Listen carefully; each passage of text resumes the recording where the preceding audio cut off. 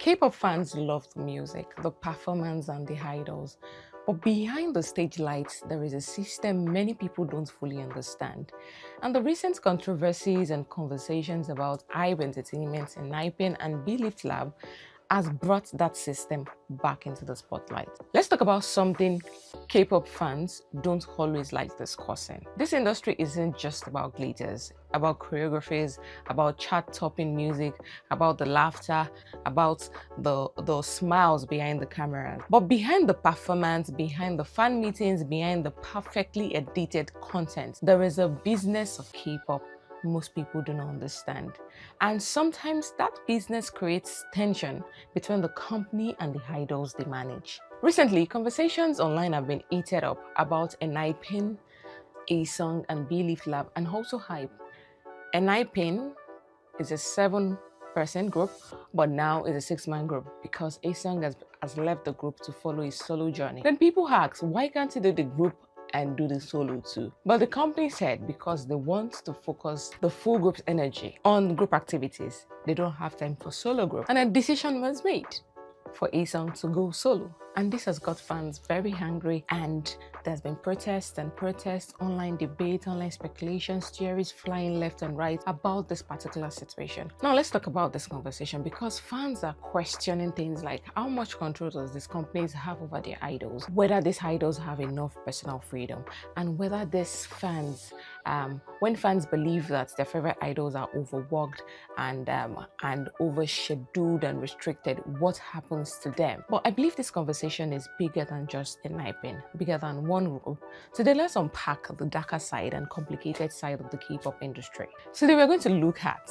why companies control so much of idols' life, the reality of the business behind K-pop, and why contracts are such a huge deal and a huge part of this particular conversation that we are having today. This episode is about understanding the system that creates K-pop as we know it. To understand this particular issue, you have to understand how K-pop works. Unlike Western artists who build their careers independently from the scratch, maybe through putting the music on SoundCloud, people uploading their music somehow, and they get noticed eventually. It's not the same for K-pop idols.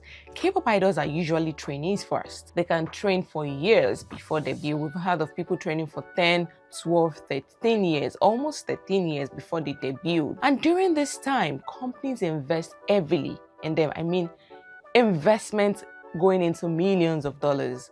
Vocal trainings, dance trainings, language trainings, etiquettes like media training, styling, housing and living expenses are also included in some of this investment. But by the time a group debuts, the company might have invested in millions of dollars. There's a statistics that shows that a trainee that debuts in the K-pop industry today has a worth of $30 million invested in them during their debut year. You can see how much these people actually invest in these people, which means for them that they expect the returns. It's a business they invested into, they expect the returns. That's why agencies like IVE, Belief Entertainment, SMYG maintain strict control over things like schedule, public appearance, social media, collaboration, and even their personal image. They have to monitor these things strictly because it's their investment. They can't let their investment go to waste.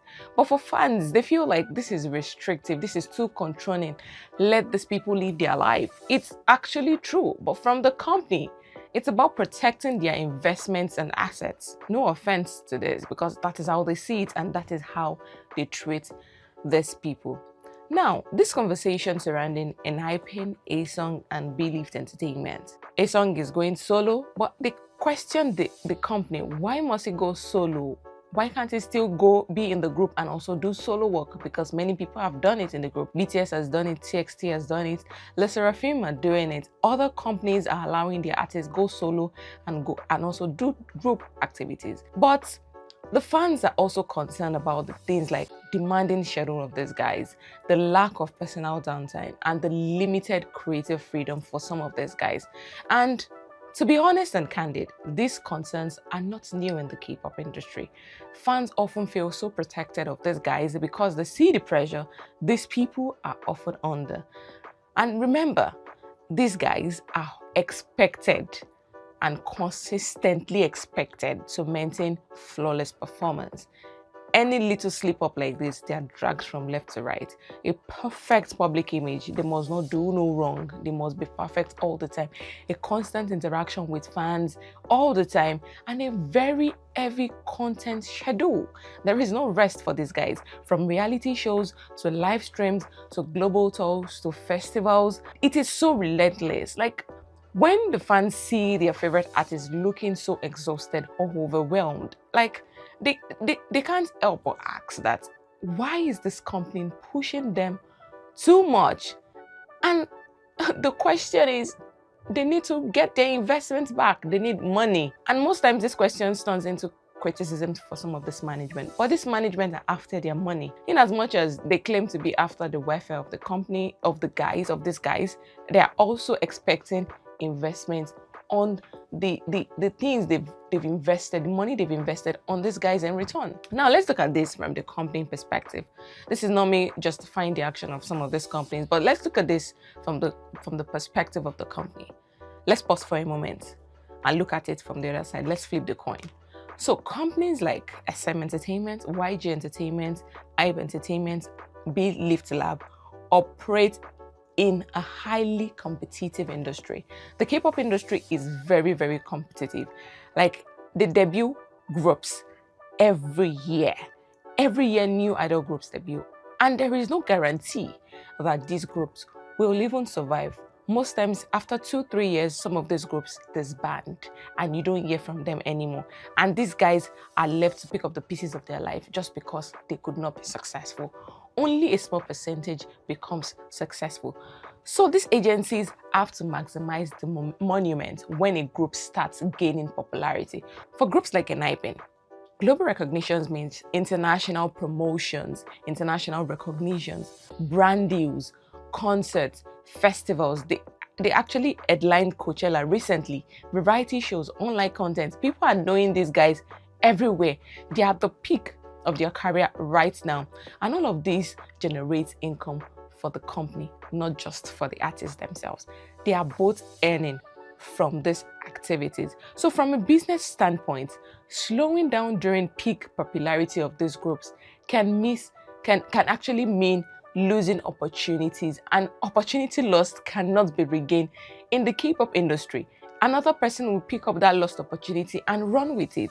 So the company's argument is simple. They are running a business that depends on visibility, consistency, and profitability. That three things. And maintaining that level of activity requires structure and control from these companies. Now, this is not to justify this company, because the reality for some of these idols are much more personal. Behind the stage lights, behind the glitters, behind the glamours are young artists navigating intensive public scrutiny, limited privacy, strict schedule, and constant expectations from them. This can be tiring for them. There is no growth. Their mental health are in shambles. Even physically, they are not there yet. Most idols debut in their late teens and early 20s. So the knowledge of fun they have is the debut period. At that age, most people are still trying to figure out their identity and independence. But these guys do not, sometimes, let's not generalize, some of them don't even have an identity of their own. They don't have that independence yet. And they are often expected to sacrifice part of that personal growth for their career. That's why conversations about creative freedom, personal autonomy keeps coming up in the K-pop industry till today, because most of these guys don't have an identity of their own. So when most of them, after 7 years in the contract, and they quickly resign and renegotiate their contract because they don't know what else to do. They've not invested into themselves to actually know what they want to do independently and have that freedom creatively. Fans want their favorite artist to thrive, not just professionally, but also personally, which is the most and basic thing to ever want as a person. You can't expect a person to be growing the same thing, what the company wants you to do, what the company wants you to do, and there is no personal growth from your end. And another part of this conversation I would like to talk about is contracts. Because in the K-pop industry, everything is binded by a legal contract. When idols sign with an agency, they're entering into a legally binding agreement that outlines everything they're expected to do, from revenue sharing to activity schedule to management control and to contract durations. Everything is clearly stated in the contract they are going to sign. And when they sign this thing, it is a done deal.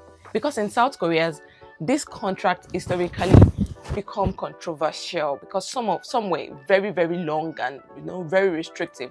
That's where the term slave contracts came to be. It became widely discussed in the industry years ago. Slave contracts. Some people actually bind these people not for a very long time. I think that was where the restriction came, that 7 years is the maximum you can sign a person and idle in a company. Then after 7 years, you can renegotiate the contract if you want to sign for another year or 7 years. But the fundamental principle still remains.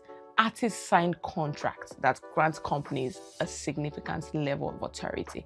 These people have authority over everything these people do. And do not forget that when these guys sign their contracts, they sign it at a very young age. Most of them are in their teens, some of them are just entering their 20s. And when these idols sign it and their family, they need to carefully understand what they are agreeing to. That is what I always tell people when they bring out issue of contract and the K-pop industry. I'm always like, when you sign a contract, the expectations are very clear from you. So it should not be after 3-4 years after signing a contract, then you're like, oh, I don't like this again.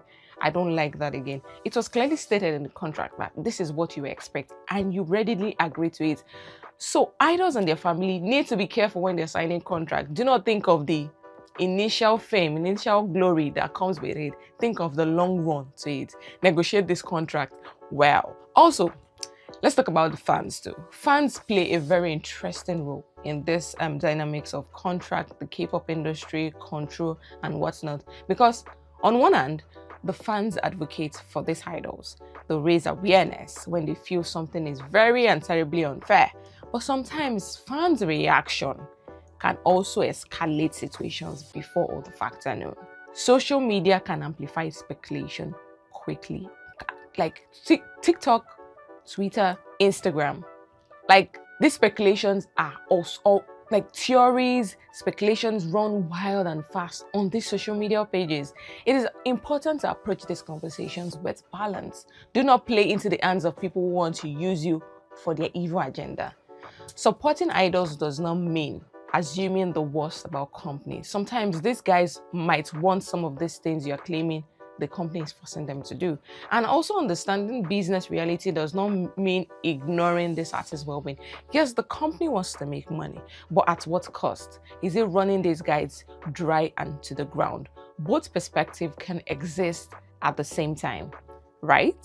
So, in conclusion, the K-pop industry is crazy complex, like intricately complex. It's a mix of art, entertainment, and high-stake business. Yes, I call it high-stake business because you don't know who will survive this in the long run. You don't know who will not survive this in the long run.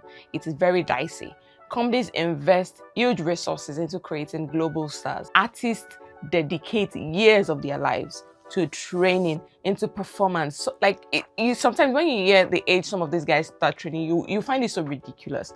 You start training at the age of 4, at the age of 5, and you don't get a debut till you're like 18, 19. No, worst case, that's a good case. I mean, worst case, you don't debut at all. Like, it's crazy. And fans invest emotionally into the success and happiness of these guys, and invest both emotionally and financially into supporting these guys. When controversies arise, like this current issue about Enhypen, Billet Lab, A-Song, they remind us that the system behind K-pop isn't simple at all. Yeah, we all would love the music, we all love the choreographies, we all love the brightness that comes with this industry. But this industry is not simple. It's a delicate balance between creative expression, business strategies, and personal well-being.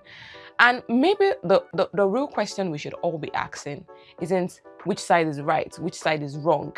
The real question is, how can this K-pop industry, how can this industry evolve beyond what it does before? How can it evolve in such a way that both companies and artists succeed in an healthier way? Companies get their investment returns and the artists to succeed. be it creative growth, be it more money, be it freedom to do what they want to do. I would actually love to hear your thoughts, guys. Do you think the K-pop industry and the K-pop companies have too much control over idols, or is a strict management necessary for success in such a competitive industry? I really want to hear your thoughts about it. Let's talk about it. And I will see you in the next episode. Bye for now.